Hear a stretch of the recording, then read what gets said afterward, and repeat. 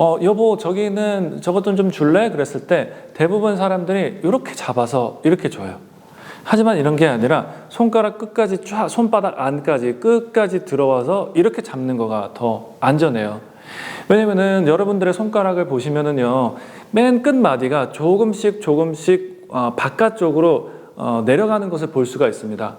이게 이렇게 잡게 되면은요, 손가락 마디 끝에서 이 무거운 것을 지탱을 못하게 되면서 점점 내려가게 되고요. 그래서 퇴행성 관절염 쪽에서는 대부분 다들 어르신들이 손가락 끝마디가 아프다고 하죠.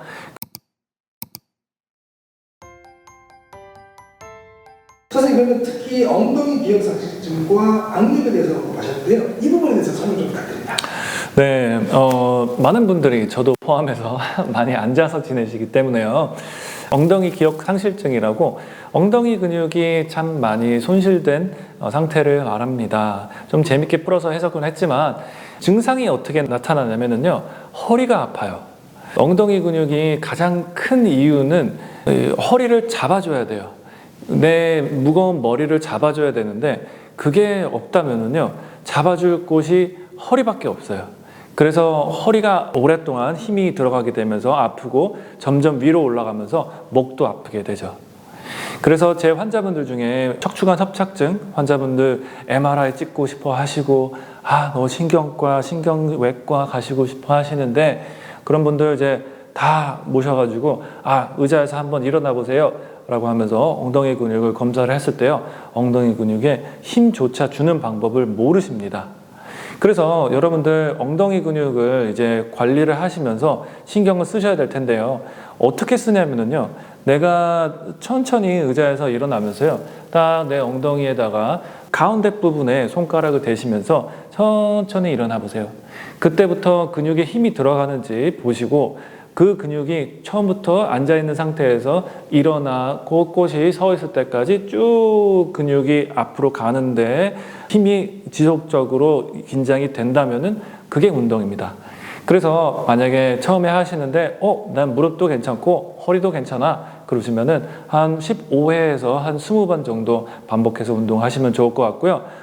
점점 너무 쉬워진다 그러시면은 아령이나 캐트벨 같은 조금 무거운 것을 들고 하셔도 좋습니다. 또 악력도 저희 노년내과에서 많이 보는데요, 참 노쇠라는 질병을 흔히 저 사람은 노쇠에 있다라고는 평가는 하지만 의학적으로 리서치에서 평가를 하는 데 있어서는요, 악력을 많이 봅니다. 왜냐면 악력기는요, 굉장히 검사하는데 좀 유용해요. 어르신들도 이렇게 누워 계시는데 어르신 한번 검사해 보시겠어요? 그러면서 쫙 잡아당기면서 이렇게 숫자가 뜨거든요. 그래서 식사를 얼마나 못 하시는지, 운동을 얼마나 하시는지, 심박동수는 어떤지 그런 것들을 다 종합적으로 오지만 결국에는 악력이라는 곳에서 땡 마이너스가 나면은 노쇠로 들어가게 돼요. 그래서 여러분들이 이제 그렇다고 그래가지고 내가 뽀빠이처럼 이제 전완근만 키우실 건 아니고요. 하지만 내가 악력을 키우기 위해서는 어떻게 해야 되나, 일상생활에서 어떻게 살아야 될까를 좀 생각해 보면 좋아요. 네, 예를 들어서 악력에 대해서 얘기를 하면은요, 여보, 저기는 저것 좀 줄래? 그랬을 때 대부분 사람들이 이렇게 잡아서 이렇게 줘요. 하지만 이런 게 아니라 손가락 끝까지 쫙, 손바닥 안까지 끝까지 들어와서 이렇게 잡는 거가 더 안전해요. 왜냐면은 여러분들의 손가락을 보시면은요, 맨 끝마디가 조금씩 바깥쪽으로 내려가는 것을 볼 수가 있습니다. 이게 이렇게 잡게 되면은요, 손가락 마디 끝에서 이 무거운 것을 지탱을 못하게 되면서 점점 내려가게 되고요. 그래서 퇴행성 관절염 쪽에서는 대부분 다들 어르신들이 손가락 끝마디가 아프다고 하죠. 근데 그것을요, 이제 뭐 유전도 있고 그렇지만 내가 최대한 습관으로서 개선을 해볼 수 있는 방법은요, 최대한 내 손바닥 안에 물건을 쥐는 방법을 사용하는 겁니다. 예를 들어서 지금 이 마이크를 이제 예로 설명을 드리기는 하지만 손잡이라고 생각해 보세요. 이게 아닙니다. 이거예요. 이렇게 잡고, 냄비도 잡을 때도요, 이렇게 속 끝까지 잡으시고요. 내가 만약 악력을 단련하고 싶어서 악력기를 사용하고 싶어도요, 이렇게 잡는 것보다 좀 안으로 넣어서 잡으시면은요, 손가락은 이렇게 기역자로 만들고 위아래로 이렇게 올렸다 내렸다 하시게 되면은 손가락 굽힘근이 많이 운동이 됩니다. 선생님 책 천천히 나이 드는 법을 보면 근육자산이라는 표현이 인상이 있습니다. 근육이 노화에 어떤 영향을 미치고 또 어떻게 관리해야 될까요?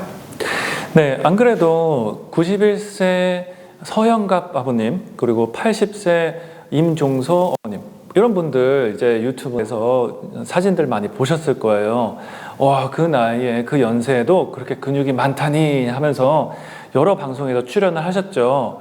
그리고 그 사진들을 이제 제 환자분들한테 보여드려도 와, 어떻게 저렇게 하시지? 라고 말씀을 하세요. 그 뜻은 부럽다는 겁니다. 만약에 관심이 없으면은요, 많은 시청자들이요, 관심이 없으면요, 보질 않아요. 부러운 거예요. 돈이 많은 워런 버핏을 얘기를 해도 그 사람의 건강이 부러운 게 아니라 그분의 자산이 부러운 것처럼요, 나이 들어서는 근육이 많으면 부럽습니다. 그것을 이제 느끼시고, 이제 서영갑님 같은 분은요, 64세부터 운동을 시작하셨다고 들었는데요.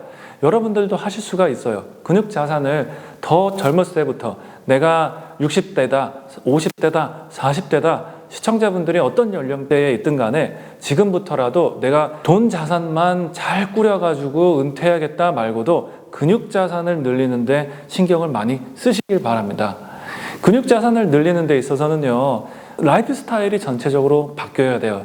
예를 들어서 요새는 유튜브라는 매체가 이제 재밌기 때문에 많은 유튜버들이 블로깅도 많이 하거든요. 그래서 다른 채널도 구독하시면서 보시면서 운동하시는 분들이 어떻게 운동을 하시고 또 분할을 나눠가지고 운동을 하시는지, 단백질 섭취는 나한테 얼마나 맞게 운동을 하시는지 그런 것들도 보시면 좋겠고요. 근감소증에 대해서 여러분들 영상에서 많이 접해보셨을 텐데요. 안 그래도 저희 장인어른 장모님도 저에게 말씀해 주신 거가, 내가 이제 나이 들었으니까 하루에 2끼만 먹는다, 소식을 한다 그러시면서 저녁 식사는 굉장히 적게 드신다고 해요. 그러면서 살이 빠져서 좋아 라고 말씀을 하셨는데요. 많은 분들이 얘기하시는 이 살은요, 의학적으로 보면은 근육이에요. 이제 소식을 하시면은 근육이 빠지면서 내가 나중에 필요한 근육을 지금부터 다시 쌓기는 참 어렵습니다. 근감소증을 이기기 위해서는요, 단백질 섭취가 꼭 필요로 하고요.